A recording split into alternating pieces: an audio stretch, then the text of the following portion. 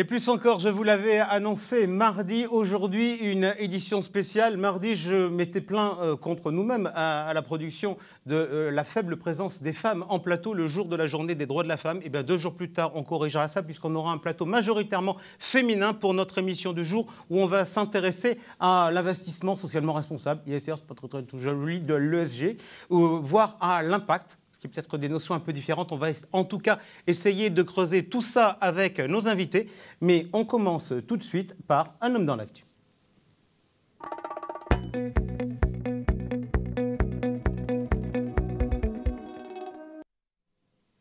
L'homme est une femme, même si son titre est de directeur commercial de Viplus. Anne-France Gauthier, bonjour. Bonjour Jean-François. Alors, Viplus, filière de Suravenir consacrée aux conseillers en gestion de patrimoine. Vous fêtiez vos 35 ans. Je ne les fais pas, je sais. Au mois de décembre à Paris. Parlez-moi de Viplus. 35 ans, c'est le bel âge? Je pense que c'est le bel âge, oui. On a passé l'adolescence, on a passé les premiers effrois de l'âge adulte. Je pense qu'on a trouvé son ADN, on a trouvé les valeurs qui nous sont propres, on a trouvé notre façon de travailler aussi.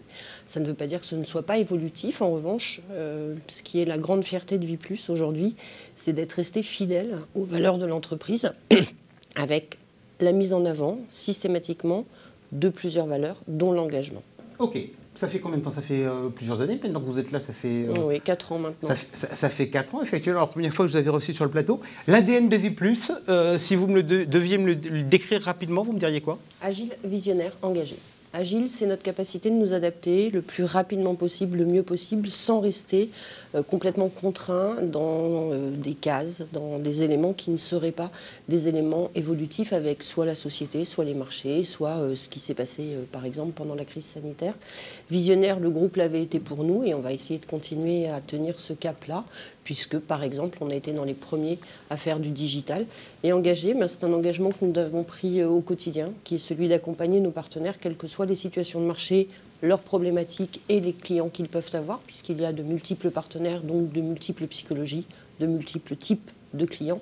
Et puis l'engagement, c'est une notion qui est très très importante et que nous allons désormais décliner avec effectivement la volonté en 2024 d'être leader en termes de propositions, de solutions d'investissement, ISR, ESG, climat. Alors, avant de nous projeter en 2024, je vous propose qu'on fasse un petit comeback sur l'année 2021. Je disais que vous aviez fêté vos 35 ans fin décembre. On n'avait pas les chiffres définitifs à cette époque-là. Quel bilan, comment s'est passée l'année 2021 qui faisait suite à une année 2020 qui avait été effectivement marquée par un phénomène majeur qui a été les confinements et le Covid? Alors, vous savez que je n'aime pas parler des chiffres parce que je trouve que ça n'est pas le reflet du travail au quotidien. Alors, comme tout le monde, nous avons passé une année 2021 exceptionnelle avec une très forte croissance. Nous avions eu la chance de prendre des parts de marché en 2020 grâce à cette capacité d'être agile. Nous les avons confortées très clairement en 2021 et je crois qu'on peut dire aujourd'hui que Viplus, et je l'espère de façon durable, fait partie des leaders en termes de propositions. Est-ce que vous avez, ce sont des CGP qui nous écoutent, des distributeurs, est-ce que vous avez le sentiment aujourd'hui qu'ils sont sortis renforcés dans cette crise par une plus grande proximité avec leurs clients ou pas? Oui, très très très profondément, c'est ma conviction. D'abord le premier confinement, toutes les agences bancaires sont fermées, tout le monde est un petit peu effrayé et on voit sur au moins les 2 premiers mois de cette crise sanitaire, des gens qui ont besoin de ranger leurs affaires, changement de clause bénéficiaire, réallocation, en tout cas de mettre les choses en ordre parce qu'à l'époque, on ne sait pas où on va. Et là, le CGP a été extraordinaire et on a eu une accélération, par exemple, de l'utilisation des outils digitaux. Parce que les CGP ont su, dès le lendemain, ne pas se dire « c'est la catastrophe, c'est la panique, comment je vais faire ?» Ils ont tout de suite regardé, non pas « est-ce que je peux y arriver ?» mais « comment je fais pour y arriver ?» Et je pense que ça a été toute la différence. Donc une prise de part de marché, me semble-t-il, importante, avec toujours cette capacité d'aller chercher l'information là où ils en ont besoin. Et peut-être que quand on est salarié d'un groupe, on attend plus que le groupe nous apporte l'information. Le CGP n'est pas salarié, donc il a su aller chercher l'information. Ok, donc le salarié est plus dans un schéma descendant, là où le CGP est plus dans un schéma dirais presque journalistique, où il va chercher l'info quand il en a besoin. Je ne me permettrai pas de dire ça parce que je pense que les salariés savent aussi aller chercher de l'information. Non, non, j'ai cru que vous alliez dire, je ne me permettais pas de dire que les CGP ont une approche journalistique.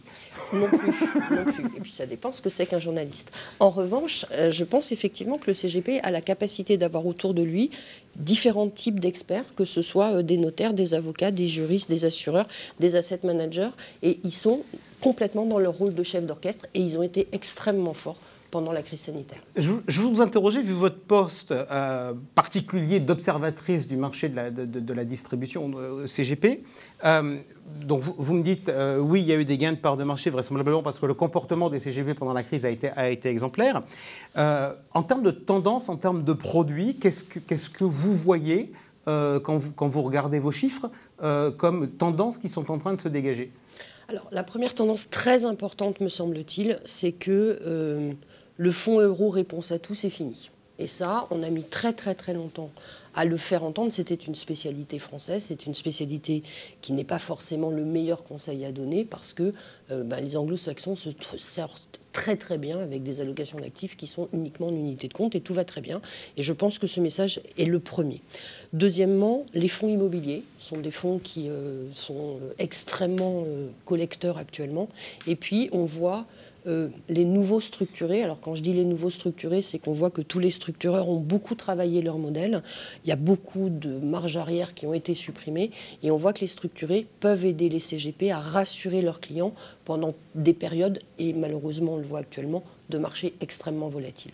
Ok, donc ça c'est l'état du marché. Donc finalement vous trouvez qu'il se porte bien. Très bien. Qu'il a une bonne dynamique. Le début de l'année est aussi sur une bonne dynamique? Alors, depuis l'avènement de M. Poutine, un petit peu moins, je pense qu'il va y avoir une période d'observation. La guerre est en Europe, je pense que c'est un mot qui, malgré tout, fait peur. Par ailleurs, ça fait peur après une période de crise sanitaire qu'on n'avait pas connue. Donc je pense qu'il y a un petit essoufflement par rapport aux efforts à faire. Et puis il y a peut-être une psychologie de gens un peu fatigués, donc une réception du message qui est un petit peu différente. Pour autant, nous, depuis le début de l'année, on est encore en croissance par rapport à l'année dernière, pourvu que ça dure. Ok. Dernière petite question dans cette séquence, avant qu'on attaque notre débat sur la finance à impact avec nos autres invités. Vous me parliez tout à l'heure d'engagement. Oui. Les preuves de votre engagement, c'est quoi? Alors, plusieurs preuves de notre engagement. Je ne sais pas si on en reparlera tout à l'heure, mais en avril dernier, on a lancé un contrat qui s'appelle Vie Plus Impact, qui est un contrat avec 2 têtes. Première tête, ISR, ESG, climat. Donc on ne sélectionne que des fonds de sociétés de gestion qui ont signé les PRI, mais également article 8 et article 9. Deuxièmement, dans Vie Plus Impact, uniquement des clean shares. Et donc on joue complètement le jeu de la transparence, puisqu'on a mis les éventuels frais qu'il pouvait y avoir dans les parts retail sur les sous-jacents, dans les contrats d'assurance. Donc le CGP peut valoriser son travail comme il le souhaite, dès lors qu'il n'attaque pas notre incompressible et qu'il ne va pas au-delà des frais du contrat, qui sont manifestement des frais normaux par rapport à une globalité de frais sur un investissement. D'accord, donc ça c'est l'offre business que vous avez fait évoluer. Sur le reste, 2 engagements forts. Le premier, c'est un engagement de Vie Plus et de Suravenir avec la fondation Tara Océan. Donc c'est un engagement que nous avons pris au moment du lancement de Vie Plus Impact. Nous accompagnons cette fondation et nous donnons 50 € par souscription à la fondation Tara Océan. C'est une fondation qui va faire des carottes dans l'océan et qui mesure l'ensemble des impacts de l'évolution climatique. Et ça, dans tous les continents, sur tous les pays qu'on peut avoir, et donc dans tous les océans de notre planète. Et la deuxième, c'est lié à la pédagogie. Et nous accompagnons des jeunes talents dans le milieu sportif. Ok. Parfait. Merci beaucoup Anne-France. Vous restez avec nous. On va creuser ce sujet de la finance à impact. On va le faire de manière cash. J'ai mis une chemise de couleur verte avec un col absolument épouvantable, c'est l'autre côté. Et donc, nous attaquons de suite. On va débattre du sujet pour effectivement s'en approprier pleinement.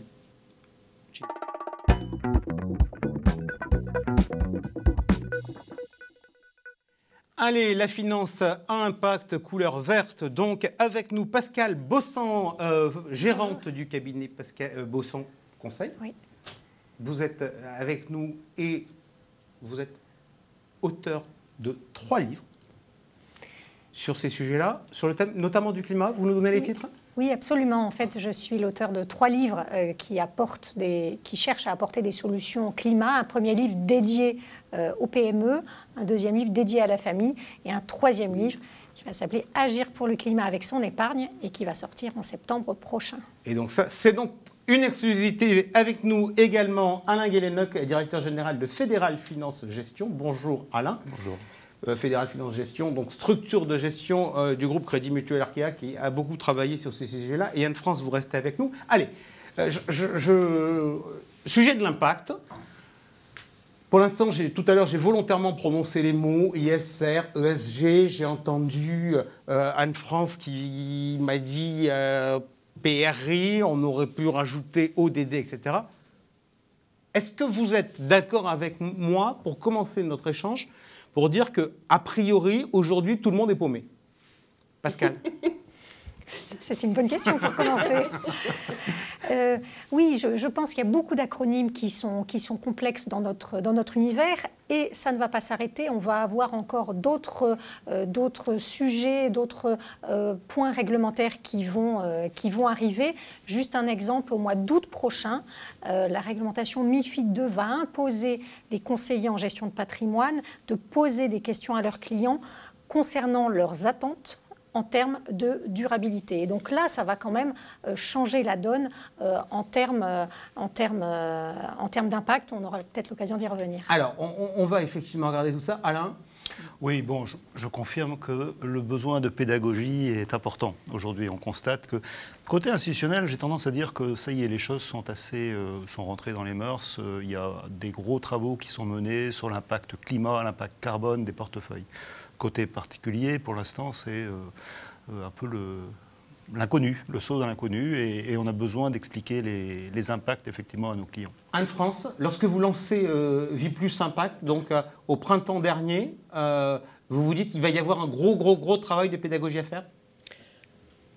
Effectivement, on se dit qu'il va y avoir un gros travail de pédagogie parce qu'on a aussi un nouveau modèle économique.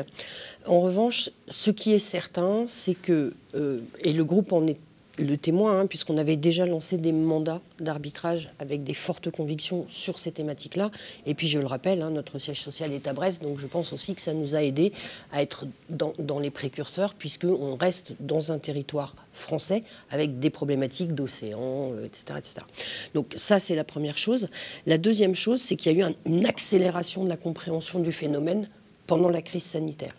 Et je me souviens très bien avoir fait une convention Vie Plus le 20 février 2020, de mémoire, et nous étions un petit peu moqueurs de Greta Thunberg, etc., etc. Alors, moqueurs, pas méchamment. En revanche, on ne savait pas très bien où ça allait aller, tout ça. Et la crise sanitaire a servi d'accélérateur à tous ces sujets-là, de façon extrêmement importante, et je crois d'autant plus importante qu'on est tous arrivés à travailler différemment, à se rendre compte que ce qui pourtant était peut-être polluant, tous les déplacements en voiture, les déplacements en avion, etc., etc., on pouvait peut-être en supprimer une certaine partie, faire des réunions à distance. Alors il y aura l'impact de la pollution numérique, mais pour autant, d'un seul coup, on s'est rendu compte que tous nos réflexes et toutes nos habitudes, on pouvait peut-être les remettre en question. Ok, alors on va repartir, on va prendre, puisqu'on voit ce besoin de pédagogie, on va essayer de comprendre. Et comme moi, j'aime bien aimer pour investir, on va voir aussi éventuellement ce qu'on peut aimer ou ce qu'on ne peut pas aimer, etc. Mais pour aimer ou pas aimer, il vaut mieux essayer de comprendre. Première question que j'ai envie de vous poser après ce petit tour de piste, Pascal. Un sujet m'interpelle quand j'ai regardé vos 3 livres. Ils ont tous un point commun, c'est le climat. Est-ce que le premier sujet, est-ce que le climat, dans tous nos sujets sur lesquels on peut voir de l'impact, est le sujet le plus facile pour parler à un investisseur particulier? Je ne dirais pas que c'est un sujet facile, parce que c'est un sujet tellement important, tellement imposant, qu'on a tendance globalement à faire l'autruche, qu'on soit un particulier ou un CGP. En revanche, ce qui est important, c'est, je pense, d'apporter des solutions. Et dans notre domaine, dans le conseil en gestion de patrimoine, on peut être un vecteur puissant du changement par les conseils qu'on peut donner à nos clients en termes d'allocation. Alain Guélénoc, le sujet du climat, c'est vraiment le premier point.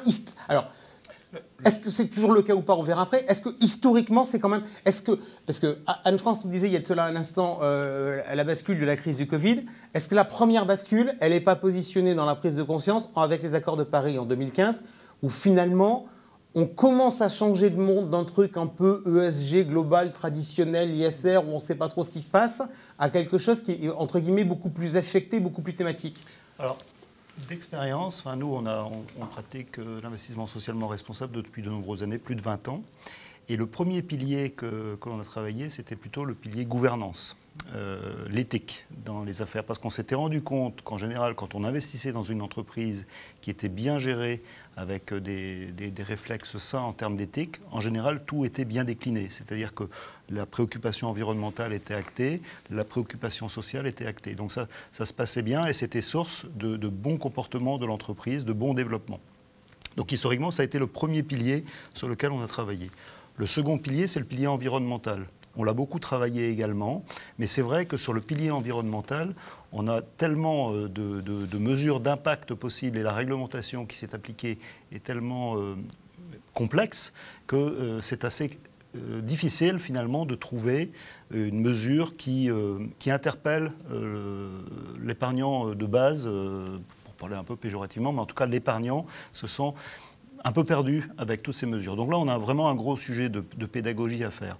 Sur le dernier pilier, le pilier social, là, on y travaille actuellement beaucoup. Et pour le coup, les mesures sont relativement simples. On a créé un fonds transition emploi sur lequel l'impact mesuré, c'est la création d'emplois en France. J'appartiens à un groupe effectivement qui travaille la vitalité des territoires, qui a une responsabilité sociétale, et dans notre raison d'être, on a inscrit cela. Donc on mesure la création d'emplois. Et le dernier point sur lequel on travaille, et là aussi on mesure bien l'impact, c'est les fonds solidaires. On est en train de transformer une partie de notre gamme pour avoir un label solidaire, et là l'impact est assez simple à mesurer également. Question de la différence entre les critères traditionnel de notation ESG et l'impact. Vous êtes membre du comité vous faites partie du nouveau groupe du comité du label ISR qui a été mis en place par le ministre de l'économie et des finances. Jusqu'à présent, on est d'accord.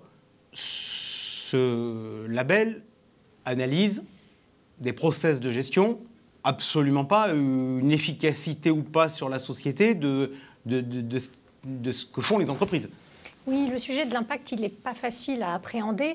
D'ailleurs, il est plutôt dédié, en tout cas jusqu'à présent, il était plutôt dédié à l'univers du non-coté. Qu'est-ce que l'impact dans l'univers des entreprises cotées? C'est beaucoup plus difficile à mesurer. Et c'est vrai que ce n'est pas le sujet, c'est quand même assez différent d'un investissement labellisé responsable.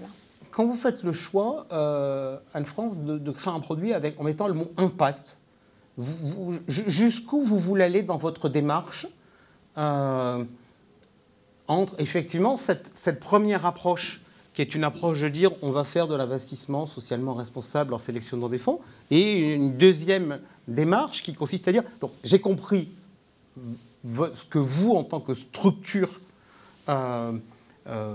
professionnelle vous faites avec les accords avec Tara Océan, etc. Mais jusqu'où vous avez envie, quel discours vous avez envie de tenir aux conseillers en gestion de patrimoine et à vos partenaires, sur quel chemin vous voyez? Alors, impact, label, tous ces mots ne sont, à mon sens, que des premières pierres par rapport à l'effet de levier très important que doivent avoir tous les financiers sur ces questions ISR, ESG et climat. Si on n'entraîne pas les flux financiers vers la préservation, vers une meilleure gouvernance, si on n'est pas à la manœuvre là-dessus, on risque de ne pas emmener l'ensemble des gens. C'est là qu'il y a l'argent. L'argent, c'est quand même ce qui fait le monde. Donc ça, c'est la première chose. Deuxième chose, on va aller jusqu'à être une entreprise à mission. Donc, impact, ça n'est que le premier bâti, le premier pilier d'un courant et d'un accompagnement. En revanche, ce ne sont pas des sujets sur lesquels on peut faire on et off. Sinon, ça veut dire qu'il y a des entreprises qui ne seront plus jamais dans les portefeuilles. Or, elles ont de l'emploi, or, elles créent de la valeur, or, on en a besoin. Donc, il faut aller progressivement, pas trop lentement, mais si on va trop vite, on est sûr de perdre tout le monde. Donc, quand on lance Vie plus Impact, c'est vraiment le premier élément d'un édifice qu'on souhaite aller jusqu'à être à entreprise à mission. Et je pense qu'on n'est qu'au début de l'histoire. Ok, question provoque pour vous, Alain. Est-ce que... je dis ça parce que je regarde ces sujets depuis à peu près qu'ils existent en France. Je pense que ça, on devait être en 1992 ou un truc comme ça, quand Geneviève Ferron avait monté l'ARES, qui est devenu par la suite Vigéo, qui est ensuite parti sous capitaux américains. Est-ce que sur le fond, le fait qu'on fasse la bascule vers l'impact, on va dire les choses très clairement. L'impact, c'est de dire, vous faites des choses, mais on demande que ce soit quantifié. On demande du résultat. C'est-à-dire, moi, je vais utiliser mes wordings qui sont assez simplistes, mais qui au moins c'est le mérite, c'est dire l'ESG, c'est on vous dire on va vous faire un truc en vous disant que ça va être bien, en disant qu'on a des boîtes qui sont jolies, etc. On a fait, on a vu. Et maintenant, on dit, ouais, mais on veut un bilan carbone. Est-ce qu'on est dans la trajectoire des 2 degrés? Est-ce qu'on n'y est pas? Je reprends votre exemple, Alain. Est-ce qu'on crée ou est-ce qu'on ne crée pas d'emploi? Quel est le bilan social, etc. On veut chiffrer notre investissement. Est-ce que le fait qu'on passe à l'impact, c'est pas quelque part, Alain, un peu l'échec du vieil ESG à la mode européenne, best in class? Je vais prendre une boîte, mais elle n'est pas forcément parfaite, mais je la prends quand même. Comment vous voyez ça? Pas du tout. Pour moi, on est dans une matière qui est en création, en constante évolution. Donc là, on est en train de faire évoluer encore nos modèles, mais les impacts étaient déjà mesurés. Donc ce que l'on fait là, simplement, c'est qu'on répond à la demande, à l'exigence de nos clients, de nos distributeurs, qui nous disent « mais donnez-nous les mesures d'impact ». On ne se satisfait plus simplement d'une performance financière, ça reste toujours important. Hein. Je pense que, pour revenir à mon exemple, quand une entreprise crée de l'emploi, c'est que normalement, elle est performante financièrement. Sinon, j'ai un souci. Et on a bien mesuré que les entreprises créatrices d'emplois sont les plus performantes sur le long terme. Elles sont saines, elles sont en développement, donc c'est source de création de valeur également. Donc c'est bien cela notre rôle, c'est-à-dire c'est de faire en sorte que la rentabilité extra-financière et la rentabilité financière soient alignées et que l'on puisse délivrer à nos épargnants de la performance financière et de la mesure d'impact. Pascal, vous êtes en train de finir votre bouquin. Je ne vais pas vous demander de nous dire tous les chapitres. Moi j'ai une question toute simple. Est-ce que vous, qui travaillez sur ces sujets de longue date, vous êtes en mesure de me dire, moi j'ai de l'argent sur mon compte courant, est-ce que je peux savoir l'impact sur le truc qui me plaît le plus, c'est-à-dire on va dire l'environnement et le climat, l'impact du pognon que j'ai sur mon compte courant? Oui, et en fait, on n'imagine pas l'impact de l'épargne qu'on peut avoir sur son compte courant. À titre de référence, 3 000 € sur un an, pendant un an, sur un compte courant d'une grande banque française classique, c'est l'équivalent d'un vol Paris-New York en termes d'empreinte carbone. C'est considérable. Pourquoi? Parce que les banques, en fait, avec l'argent qu'on laisse sur le compte courant, eh bien, elles vont financer de manière massive l'extraction des énergies fossiles et particulièrement de nouveaux projets en Arctique, etc. Donc des projets particulièrement nocifs pour l'environnement. Et moi, je suis très intéressée de voir qu'il y a l'émergence de bons élèves, en tout cas qui ont envie de faire changer les choses. Et il y a notamment le Crédit Mutuel Arkea ou la Banque Postale qui viennent d'annoncer qu'ils allaient arrêter de financer de nouveaux projets d'expansion pétrogazier. Donc c'est intéressant aussi de regarder ces sujets-là. Ok, donc vous nous dites, tout le monde n'est pas au même niveau. Est-ce que le client final peut le savoir et peut aujourd'hui avoir des indicateurs pour se dire il y a les bons et il y a les moins bons? Oui. Et savoir, pardon de vous dire la chose suivante, mais sans éplucher 480 pages de rapport annuel auquel on ne comprend rien. Oui, en fait, il y a deux simulateurs qui existent et qui sont très faciles d'utilisation. Le premier simulateur, c'est un simulateur qui est situé sur le site de l'association Oxfam. On indique le montant sur son compte courant et la banque, et on a tout de suite le chiffrage de l'empreinte carbone. Ça, c'est le premier. Et le deuxième point, c'est une application qui s'appelle Rift, qui a été développée récemment, qu'on peut télécharger sur son smartphone. Et on peut indiquer, et ça va au-delà du compte courant, on indique par exemple les fonds qu'on a, et on a un chiffrage de l'empreinte carbone. Donc c'est tout à fait intéressant aussi pour comparer des solutions.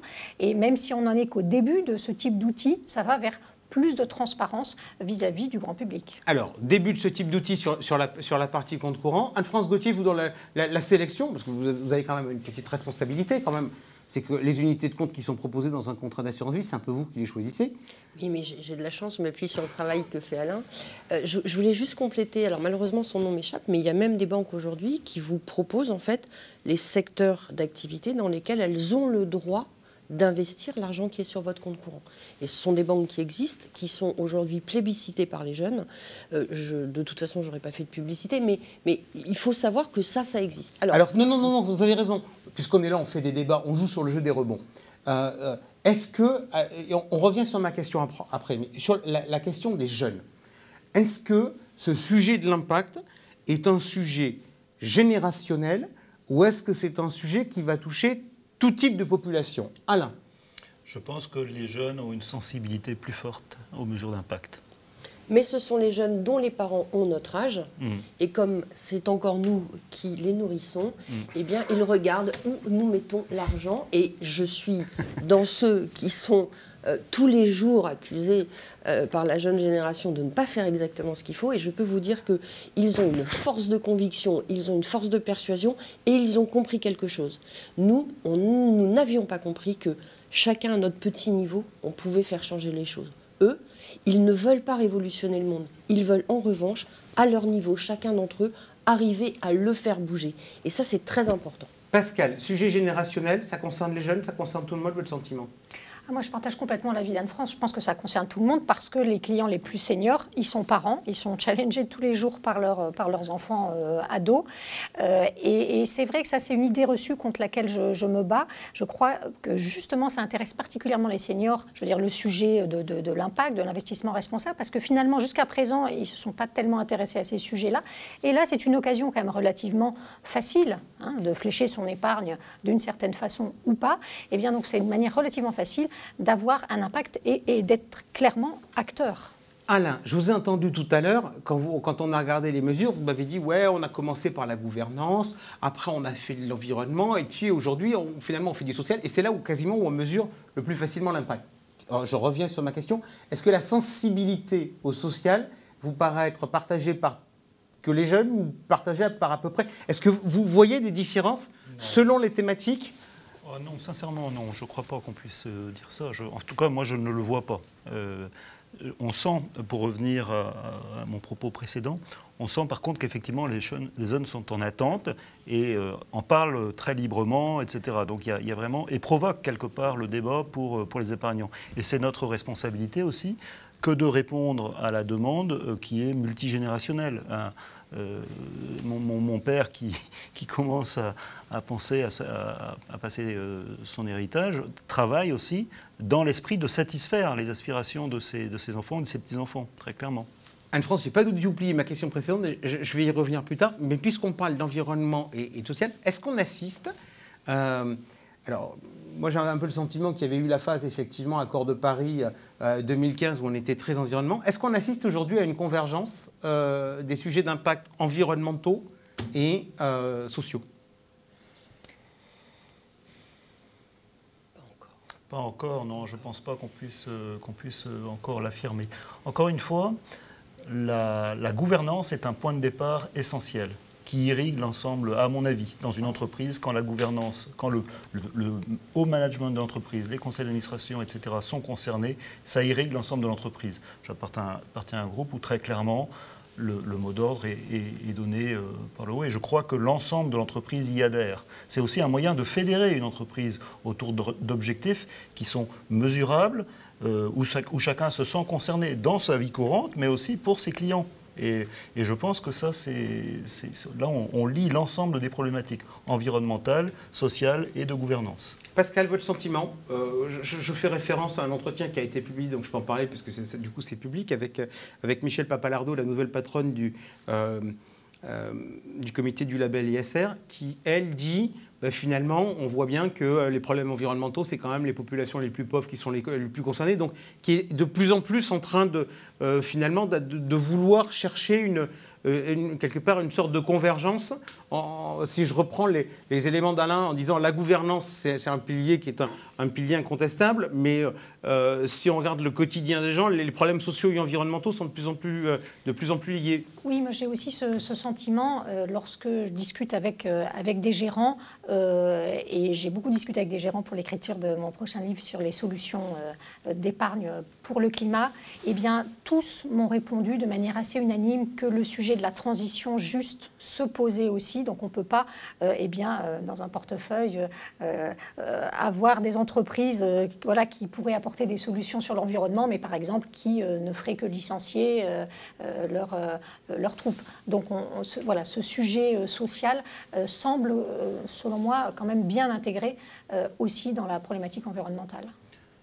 Juste pour compléter, il me semble aussi que le rôle des gérants, c'est justement d'accompagner les entreprises vers ces transitions, que ce soit environnementales ou sociales, ou de gouvernance. Et les gérants d'actifs, aujourd'hui, sont beaucoup plus actifs sur le plan, justement, de l'ESG. C'est plus rare de voir...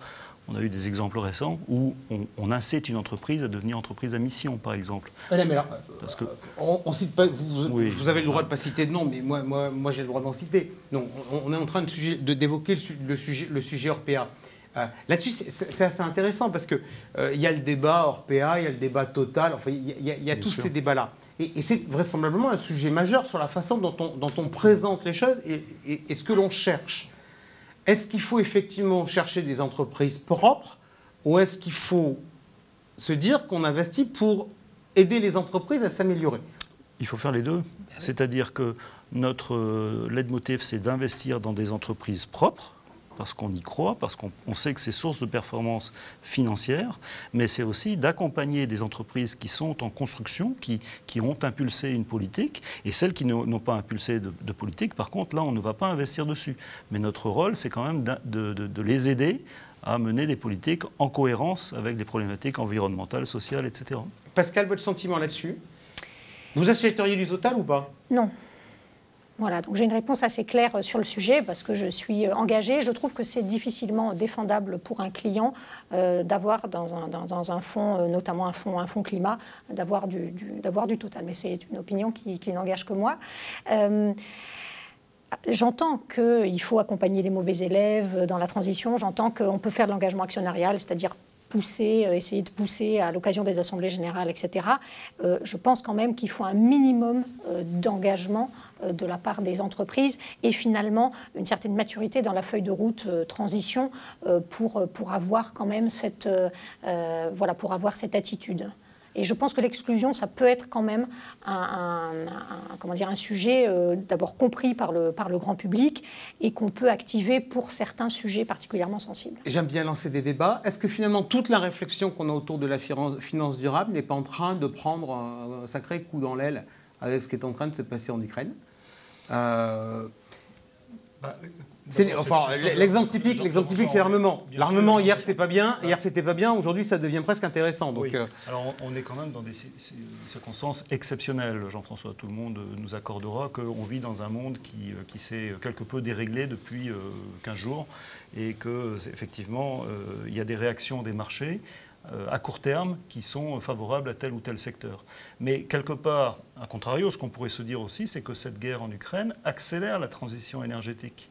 Vous parliez des entreprises de l'environnement, je peux vous dire aussi que les entreprises qui travaillent sur les énergies renouvelables ont connu un sacré coup de boost au cours des dernières semaines. Donc voilà, ça n'est pas, tout noir ou tout blanc. Je pense qu'il y a vraiment du tri à faire. Et alors là, pour le coup, les entreprises qui travaillent dans l'armement sont exclues de notre périmètre d'investissement. Et puis, on peut pas, on peut pas aller chercher la performance à n'importe quel prix. En fait, moi, je trouve ça assez révoltant de se dire, vous disiez, Jean-François, l'arme, c'était pas bien, aujourd'hui, c'est bien. Non, c'est pas bien. C'est pas bien d'aller tuer des enfants et de faire de la performance sur son portefeuille parce qu'on va tuer des enfants. Non, c'est pas bien. Ok, après, je reviens vers vous toujours avec la question que j'ai toujours en tête, savoir, pour rebondir sur la question sur les comptes courants, mais je voudrais, parce qu'on est en train de sujet... Mais en fait, j'aime bien, parce que entre guillemets, c'est des fausses polémiques, parce que c'est des vraies sensibilités. Donc, tout ce qu'on est en train de dire, ça permettrait quelque part de classer les produits en typologie de produits qui permettent... Non, mais on verra si justement c'est la taxonomie. Est-ce que sur le thème de la taxonomie, justement, et donc du rôle des autorités européennes, les autorités ne sont pas, pardon l'expression, mais un peu faux cul, en disant on va demander aux gens de mettre leurs trucs sur tel type de boîte, etc., alors que simultanément, si on prend un exemple, si on regarde les États, on ne se pose pas la question de savoir, quand on est un assureur, si on a le droit ou pas le droit d'investir en Allemagne, parce que la taxonomie, il n'y a rien là-dessus, parce qu'on a décidé de ne pas traiter les États. Puisque vous bossez sur les sujets depuis longtemps, dans vos analyses chez Fédéral Finance, vous étudiez les caractéristiques ESG sur les États ou pas? Oui, on fait une notation ESG des États. Et alors, dites-moi, l'Allemagne, ils sont comment sur les E, sur le S et sur le G? Ils sont moins bien notés que la France, très clairement, puisqu'ils ont effectivement une politique environnementale, et notamment par les centrales à charbon, qui n'est pas au meilleur standard. Ils sont nettement moins bien notés aussi que les pays scandinaves, par exemple, qui sont exemplaires dans ce domaine. Bon, voilà, mais l'Allemagne n'est pas en E. En E, parce qu'il y a 3 piliers que l'on regarde, mais sur l'aspect environnemental, je vous confirme que l'Allemagne n'est pas le meilleur élève, loin de là. Ok. J'ai besoin d'informations. Pascal m'a dit tout à l'heure, quand elle me dit Jean-François, si vous voulez savoir combien coûte en CO2 votre compte courant, je vous donne des solutions pour le faire. Très bien, je suis conseiller en gestion patrimoine. Vous me dites que vous êtes intéressé à Anne-France par tous ces sujets de finance durable. En pratique, qu'est-ce que vous faites pour moi dans la sélection des produits que vous me proposez pour essayer de m'en sortir dans un truc dont on a essayé de comprendre les sensibilités, les problèmes des uns et des autres. On voit quand même que pour l'instant, il y a encore un gros travail de pédagogie et d'éclaircissement à faire. Alors, très clairement, moi, ce que je vais faire, c'est déjà, en tant que fabricant, essayer de trouver des supports, des sous-jacents qui correspondent à chacune des sensibilités. Vous avez des gens qui sont extrêmement axés sur le social. Vous avez des gens qui sont très axés sur le climat. Moi, je pense que si on a un dérèglement planétaire du climat, on pourra toujours essayer de faire du social, il n'y aura plus personne. Donc, ça restera un débat virtuel passionnant, mais virtuel. Donc, il y a toutes ces sensibilités. On va pouvoir trouver des OPC, des sous-jacents qui vont correspondre à ces sensibilités. Et dès lors que, dans Vie Plus Impact par exemple, je propose des fonds qui sont des clean shares, donc pas de frais cachés, je joue la transparence. Je joue la transparence aussi de l'intégralité des reportings des sous-jacents que j'ai pour que chacun puisse aller voir si les entreprises qui ne lui correspondent pas sont bien absentes de ce portefeuille. Et puis après, j'ai le conseil du CGP qui va pouvoir orienter ce client. Donc moi, en tant que fabricant, je vais sélectionner des sous-jacents qui correspondent à l'ensemble de ces valeurs. En revanche, je crois qu'aujourd'hui, il est important de ne pas favoriser une valeur par rapport à une autre. Il faut juste être équilibré. Personne ne pourra être le meilleur élève dans tout. Ça n'existe pas. Ça serait, pardon, mais une royauté où on conditionnerait quelqu'un à être le meilleur partout. Mais ce n'est pas la vie, ça. C'est pas la vie. Donc il faut choisir des supports avec des entreprises qui vont être le plus équilibrées possible et surtout qui ont commencé à entraîner quelque chose pour être meilleur. Parfait. Allez, on passe du côté des CGP justement et on rebondit sur ce qu'on a dit, puisque j'avais dit que c'était une sorte de débat comme ça où on allait regarder les éléments. Je précise juste qu'il est 38, donc on va encore y passer 7-8 minutes, même si je pense qu'on pourra avoir plein de sujets. Pascal, vous nous dites tout à l'heure, 1er août, attention, changement de réglementation, MiFID II, qu'est-ce qui va se passer le 1er août ? Eh bien, donc les questionnaires à destination des clients vont changer, ils vont être beaucoup plus étoffés, ils vont intégrer toute une partie de questions qu'on va devoir poser à nos clients, des questions pour estimer l'appétence de nos clients sur les sujets de durabilité. Donc, il va y avoir trois pôles. Première typologie de questions, monsieur le client, où est-ce que vous voulez placer le curseur au niveau des fonds responsables? Est-ce que vous voulez plus de 5% dans votre portefeuille de fonds responsables, plus de 25%, plus de 50%? Il y a une probabilité que ce soit ce type de pourcentage qu'on ait. Donc là, on va avoir une expression claire et franche de la part du client. Deuxièmement, des exclusions. Monsieur le client, quel type de secteur vous voulez exclure, avec des secteurs à cocher? Et puis troisièmement, vers quel type de sujet quel type de sujet vous intéresse plus particulièrement pour essayer de descendre en termes de granularité. La difficulté qu'on va avoir, nous, en tant que distributeur, ça va être de faire une adéquation, une fois qu'on aura ces critères quand même assez précis, de l'offre. Et donc, je pense qu'il va y avoir beaucoup de travail pour finalement faire correspondre des allocations avec les desiderata des clients. Mais pardon, un petit peu de provoque, mais hier on faisait le profil de risque du client par rapport à son appétence au marché financier. Bah là, on va ajouter le profil du risque par rapport à son appétence à tous ces sujets-là. Ça reste un profil de risque. Ça reste quelque chose qui peut être évolutif et on aura, de la même façon qu'on avait les offres par rapport au profil de risque financier, on aura les offres par rapport au profil de risque extra-financier. C'est bien, je suis venu ce soir pour apprendre des choses, pour clarifier des choses, etc. Alain, je vais vous marrer. Ça va, la prochaine, elle va tomber sur vous. Dans les choses qu'il va falloir qu'on clarifie, c'est qu'avant, on parlait de profil, on avait des SRRI entre 1 et 7. Maintenant, on a de nouveaux indicateurs qui sont c'est 6, 8, 9. On n'est pas forcément connaissant parfaitement tout ça. 6, 8, 9, ça veut dire quoi? C'est quoi? Ça veut dire que c'est une certaine appétence au risque extra-financier. Voilà. Donc, ce sont des indicateurs pour votre appétit au risque. D'accord, donc 6. Alors, les sociétés de gestion, pour l'instant, se déclarent. On n'est pas dans un système qui est, pour l'instant... Alors, attendez. 9, c'est un fonds qui a de l'impact sur, par exemple, environnemental, sur l'emploi, etc. Donc, et qui peut le prouver? Qui peut le prouver. 8, c'est un fonds qui intègre des critères ESG dans son process de gestion. Et 6, c'est un fonds qui n'intègre pas des critères ESG dans sa gestion, mais qui peut être géré par contre par une société de gestion qui est signataire des PRI, etc. Donc nous avons, dans la mesure du possible, on a essayé de classifier, nous avons classé nos fonds en 6, en 8 ou en 9, on a... de ce point de vue-là, des contraintes de gestion et de reporting. Je pense que la prochaine étape qui va être très importante pour répondre aux demandes de nos clients, de nos distributeurs, c'est d'avoir un reporting extrêmement lisible. Donc là, on s'y prépare, ce sont des travaux importants, mais c'est vraiment une transparence, on nous impose une transparence qui est très forte.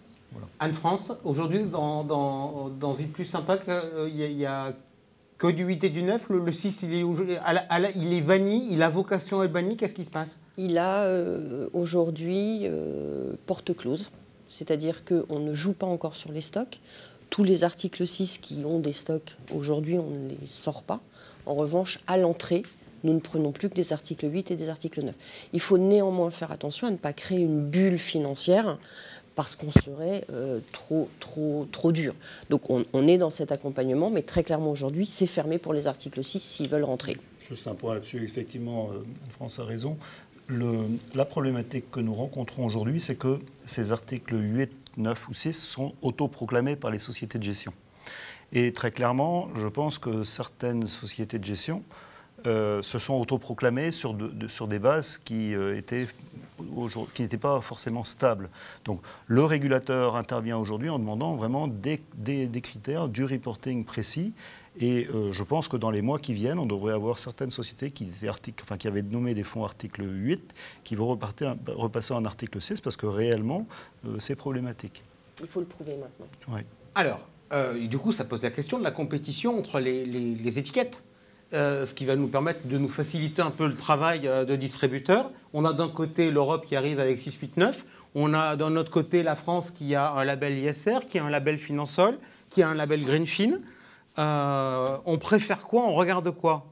J'espère, Pascal, que vous allez défendre le label dont vous êtes membre du comité. Oui, surtout qu'il devrait y avoir des évolutions pour ce label, parce que la problématique qu'on a avec ce label, c'est qu'il est un peu victime de son succès finalement. Il y a beaucoup de fonds qui ont été labellisés, presque 900. Alors c'est très bien.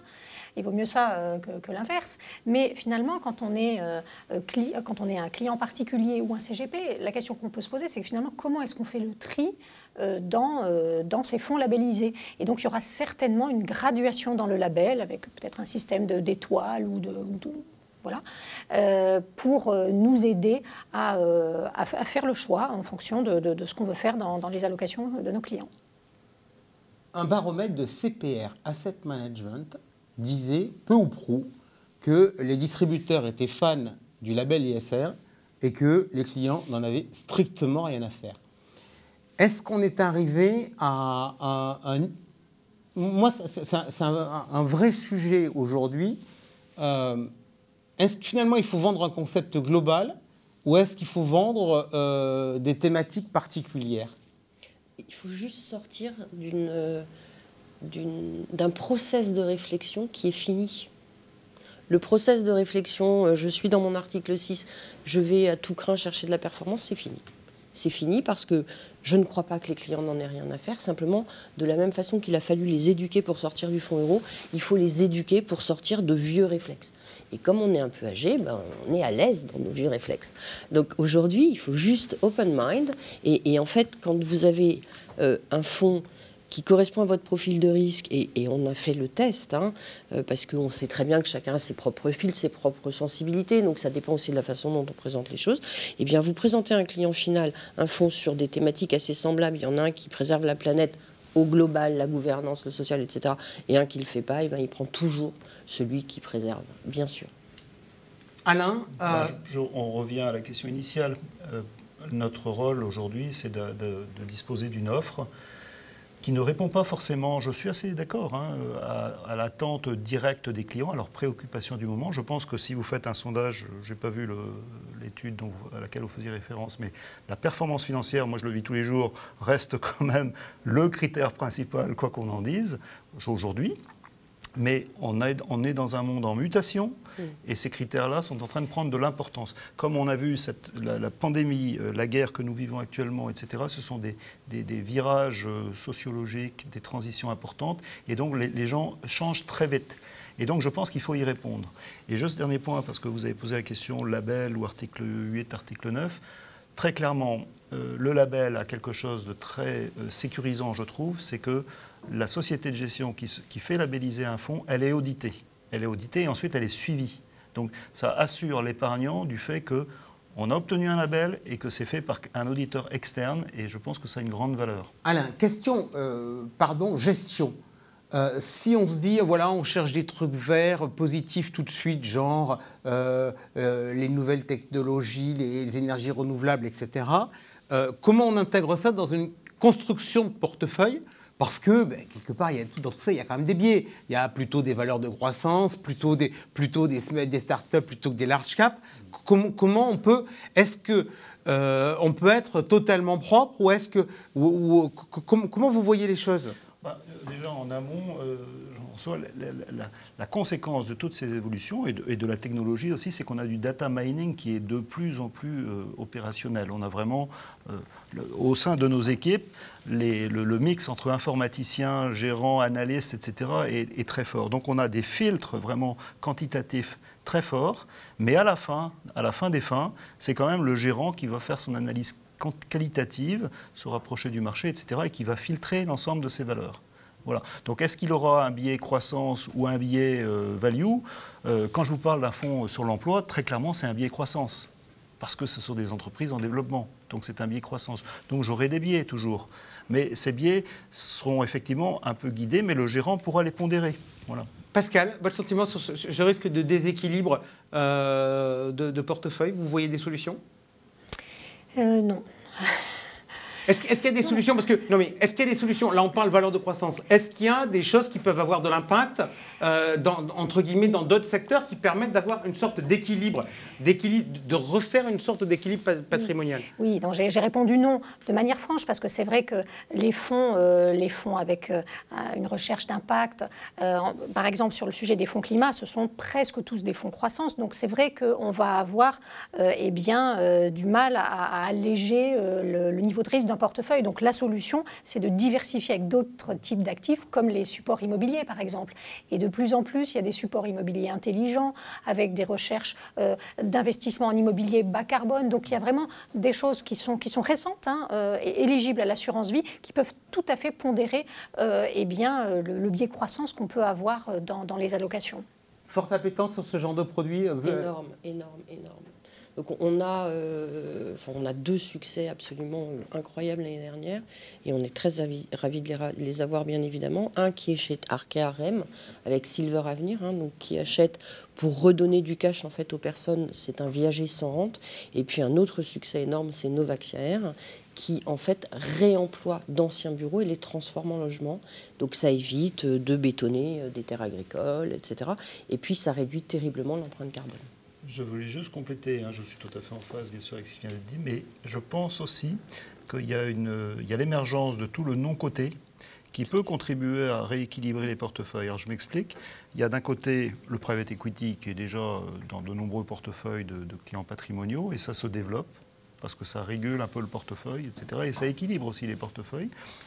Et de l'autre côté, une des tendances qui va s'intensifier à mon avis en 2022, c'est la dette privée. La dette privée, on est en train de faire émerger des offres en dette privée, y compris pour clients patrimoniaux. Et ça, ce seront des sources de diversification et de régulation des portefeuilles. Ce sont de bonnes alternatives aux fonds en euros, pas que, mais entre autres, ça y contribuera. Vous m'avez dit que c'était quoi votre objectif, votre échéance stratégique, c'était 2024 ? Oui, être leader en termes de proposition de solutions à finances durables. N'oublions pas, parce qu'on n'en a pas parlé, 10 mars dernier, Disclosure, qui impose aux financiers d'aller vers la finance à impact. Et donc, juste un tout petit peu de pub, on part en roadshow avec vous pour vous expliquer Disclosure et comment rédiger un profil extra-financier. Bien, et bien nous en tout cas on a essayé de vous expliquer différentes choses autour d'avoir ce débat autour de l'ISR, de la finance à impact, sujet dont on parle beaucoup, sur lequel il va falloir se former collectivement, sur lequel, à mon sens, chacun a sa propre sensibilité. Il faudra essayer de trouver des solutions pour répondre à toutes les sensibilités plutôt que de considérer qu'on a une sensibilité commune et puis que tout le monde est pareil. Ce qui, à mon avis, ne sera pas la voie pour aller au succès. Merci à tous les trois d'avoir été avec nous. Merci à vous d'avoir été avec nous. Je disais que c'était faire de la pédagogie. La pédagogie, ça prend toujours un peu de temps. Mais l'avantage de la pédagogie par rapport aux clients, quand elle est bien faite, c'est qu'après, on n'a plus de problème et ça roule tranquille. Merci à vous tous. On se retrouve le mois prochain pour l'émission normale. Ciao.